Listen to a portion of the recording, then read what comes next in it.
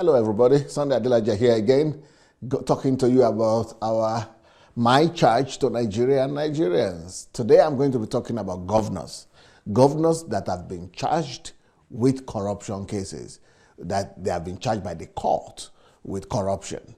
And it's like, that's why I'm trying to say that when you talk about governance in Nigeria, people, maybe they are presidents or they're senators or they're governors, we always think about, we are going to create employment, we are going to make the economy grow. That is not our biggest problem, guys. And this is why I supported Buhari in the first place. If we don't fight corruption, corruption is going to destroy our country as a nation. It's like even those people who are criticizing the corrupt people right now, when they get to the place of power and authority, they themselves become corrupt. It's like every Nigerian, it's like they're just waiting for the opportunity to be corrupt. It's like any Nigerian you give an opportunity to, it's only in exclusive cases, it's very, very rare to see a Nigerian that will come to a place of authority that will not be corrupt. It's like all the country is infected with the infection of corruption. And that is what we must find a way of tackling. Not just the people who have already been elected, who are in elective position already. No. I'm talking about dealing with the issues of corrupt mindset of our people. All Nigerians, either they are politicians or they are just ordinary citizens, all Nigerians need to be sanitized. We need sanitation. That sanitation of the mind from corrupt practices. It has to be conducted for all of Nigeria. Otherwise, whenever they it doesn't matter how many times we are going to change people in power, how many times we are going to change leaders. We have been changing them since 1950.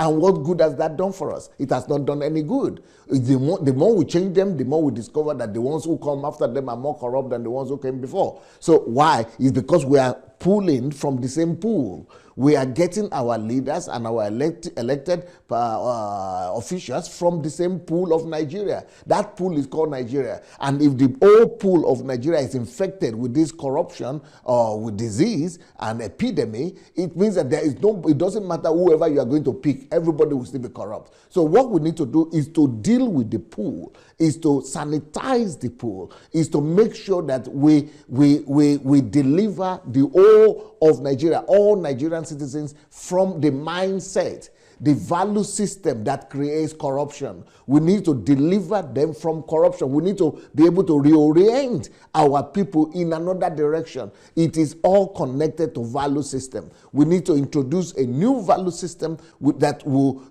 make our people to think differently. But right now, the way they are thinking is that office holders are there to take their own share from the national cake. So the way, not just the ones who are elected, but even students and children from primary school and secondary school are thinking of going to power to participate in the national cake. And if I am to single out a major failure of Buhari's regime, I think this is one of it. It is the main failure of Buhari's regime. Not just Buhari's regime, but all regimes in the history of Nigeria. Apart from the first time Buhari came. When he came the first time, he actually tried to tackle the problem by declaring war against corruption. But right now, Buhari because he's here I was giving him the benefit of the doubt when he was there for the first time. But he's there the second time right now. He's like, he doesn't still understand the issues we're dealing with. He's trying to prosecute the people who have been convicted after people have stolen already. He's now trying to take them to court and trying to correct them and take something from them.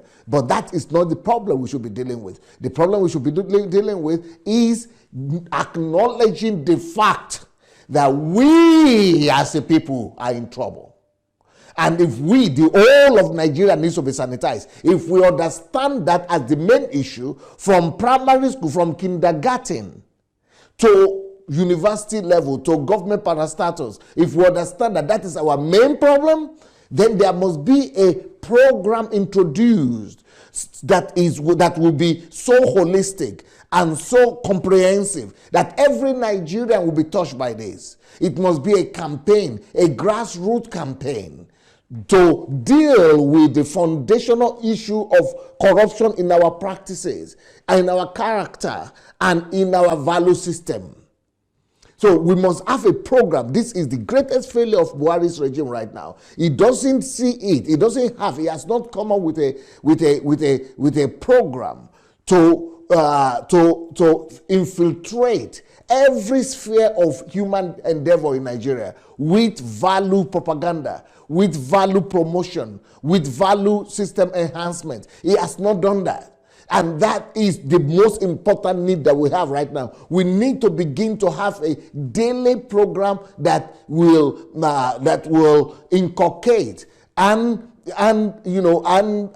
infiltrate every human being, every person in Nigeria with a new set of values. And I've spoken about this many times. Because the value system of a nation could be determined. We know where value systems come from. Value systems come from media. So we need to empower and we need to recruit the media, all the media organizations, and the private and the government ones, and entertainment industry, media and entertainment. We need to recruit them so that on daily basis, there is nobody that will get a license if they don't agree that they are going to be promoting a certain list of values. And I already came up with a list of values that Nigeria was built on that we need to be promoted to Nigerians, because Nigerians don't even know these values. So we need to get that done. If that is not done, we are going nowhere. We need to have educational programs on our television on our television set and our television stations in our Nollywood that is going to be educating different set of people, category of people in Nigeria, in the Nigerian society, from kindergarten to parents. We must have those programs ongoing on daily basis. Those are much more important than all the efforts or the policies that the government is trying to bring about right now. We must have, we must be able to also introduce these values that will make Nigerians to become virtuous people, introduce them to our churches and our mosques and our pulpits, and make sure that all imams and all pastors are promoting virtuous values to our people. If churches and mosques are not promoting values and virtues, they should be closed down, just like in Rwanda, just like in China. Forget about what the West is going to say, that, okay, you are having dictatorship and all that. They are not telling Saudi Arabia that they are having dictatorship. They are not telling China that they are having dictatorship. So we must do what we need to do to get our country moving. We need to do what we must do to take our country from backwardness. And we must get the religious organizations to cooperate with the government. So also we must get families too. Families also must be taught. We must have educational program for parents. And before you are given certificate that you are married, there must be some values that will be taught to you. And those values must be promoted that you must teach to your children as well. We must become an organized society. If you don't organize Nigeria around values, we will not be able. We will keep on having unpredictable and unexpected results. We will keep on having results that we don't desire. For us to have results that we desire, we must plan for it. For us to have the results or the kind of people and citizens that we desire, we must be intentional about it. We must intentionally form Nigerians. We must intentionally create virtuous Nigerians. If we don't, we will keep on reaping accidentally, catastrophic Nigerians, corrupt Nigerians, both in political offices and in daily living. So, but the topic of today, like I said, is giving you the list of governors that have been charged in court of law with corruption cases. The first one I'm going to talk about, and this is not just about these people. I don't have anything against these people individually. I'm just saying anybody you are going to elect, it doesn't matter from what state, it doesn't matter from to what position, as a governor or senator or local government chairman or primary school headmaster or secondary school principal, it doesn't matter, or university provost, it doesn't matter who you are going to, anybody you pick, go and pick anybody, they are still going to have the same result: corruption. And that's because our government are not viewing value system as the main fabric, as the main instrument, as the main building block of the society. They are not seeing this as the thing that constitutes the moral fabric of our nation. And that if we don't deal with issues of corruption, we are not building a nation yet. If we don't deal with issues of values, we are not building a nation yet. And Buhari, that I supported, because he said he's going to make corruption a priority, I think he has failed. Because the way he's fighting corruption is not the way to go about it. You must go about it from the grassroots and from the foundation. Okay, so the number one governor that I want to talk about today that has been charged with corruption cases is Saminu Turaki. Now, who is Saminu Turaki? Saminu Turaki was a governor in Jigawa State from 1999 to 2007. The EFCC accused him of fraud to the tune of 36 billion naira and leveled 32 charges of corruption against him before before a court in Jigawa State itself. And this was in 2011. But in 2017, again, it was, however, rearranged alongside three companies, three accomplices, three of his people. So, and the other person, three assistants, people who assisted him in the evil, that was in 2017. But this is, I mean, it's not the only one. You know, the governor himself alone cannot be the only one that is corrupt. He must have accomplices. He must have people who are working with him in corruption. And this is just one case. And if the governor is corrupt, the head of the state is corrupt. What do you think of the state as a whole? That is why there are no schools. That's why there are no roads. That's why there are no hospitals. That's why there is no development. That's why we are the poorest country in the world, because our administrators, our executives, and they still calling these people honorable governor. There is nothing honorable about them. I personally will campaign that all those titles should be removed from governors and from senators. Only president could have the title like honorable. All other people, Mr. Governor, that's all. Mr. Senator, that's all. Let's just remove all this, pumping up of people's ego on nothing's basis. And that's what makes them to be inflicted, thinking that they are bigger than life and that they have impunity, that they can do anything they want. The next governor that has been charged with corruption is Jonan Jang, like John Jang, right? He was a governor of Plateau State, an ex-senator. So he was a senator, and can you imagine what he was doing as a senator when he was not convicted, he was not caught? So this man has been in politics for almost all his life. He was a senator, he was a governor, and it's only after he has been governor for 2 terms that he was caught with corruption. And it's been alleged, right now his case is in court, charging him to have stolen 6.3 billion. All the people only steal in billions upon billion. So this right now is standing trial with one of the courts in the state as well, with his former accomplice as well, one of his accomplices as well, which is his former cashier, the state cashier. The person who was in charge of this office of the secretariat of the state. He was also helping the governor to steal the money, Mr. Yusuf Pam. And that is, the issue we have today. Governors are not just corrupt by themselves. Civil servants are helping them. Other elected officials are helping them. The EFCC are charging them I've slammed them with 12 counts of corruption, of course, and misappropriation of funds. So there was they have not concluded on this issue yet, because the last court case, the last hearing was in November 2019.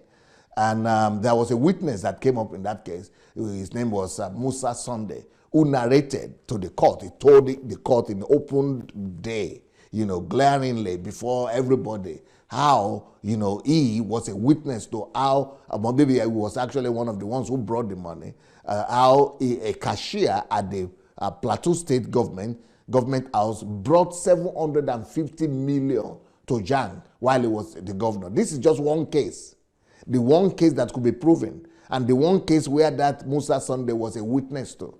What about other cases? They just milk out this country dry. The next one is Babangida Aliyu. He's another governor that has been charged with corruption and is in court. Babangida Aliyu was the former governor of Niger State from 2007 to 2015. 2 times he was a governor under the People's Democratic Party, PDP. Now, Aliyu, when he was in governor, he was one of the most, when he was in government, he was one of the most outspoken governors in Nigeria. He was one of the most outspoken politicians. He was always calling himself chief servant of the state, that is a servant of the people. He's a chief servant, that I'm not a governor, I'm not an excellency, I'm a servant. But it doesn't matter what our people say. They can talk. In Nigeria, we talk is no problem. Talk is like pouring water down. They can talk. Talk is just... And he was saying he was the most democratic, he was the people's, he came to serve his people and all that, is the chief servant of the state, until he was caught with corruption, stealing 2 billion in fraud. Now he's no more talking. The former governor is also being persecuted before one of the judges in his state, one of the courts in his state. But also he has accomplices. In this case, he's being charged together with his chief of staff, Umar Nasco, and also the chairman of PDP in their state. They all share the money. And it's all about the, criminal breach of trust of the people. So corruption is endemic in our society. We need to face it, that we need to do something fundamental about it. It's not just fighting, waiting for them to be caught. No, or taking them to court. No, we must assume that most Nigerians are corrupt or all Nigerians are corrupt, and so a program must be introduced to sanitize the whole society as a whole. Okay, so his last case came up in November 7th, 2019, just a few months ago. But there are still other governors, many other governors that are still under investigation right now. And I'm going to keep on following their cases, and I'm going to keep on coming to you with different cases of what office holders have turned politics and governorship position and government position too in general. Senators, representatives, local government chairmen, what they have turned authority and power and political power to in Nigeria. I hope somebody is listening. If the government is not listening, I hope civil societies are listening. That what we need is a holistic program. And I have a program like that. I've come up with a program that will be a sanitation program from primary school to university to workers, anything, all those things. But we need to have somebody to listen and to begin to introduce these programs to all spheres of our society for the love of God, church, and nation. Peace. Sunday Adelaja here. If you believe in nation-building principles, please like this video, share it with your friends, and let's change our nations together.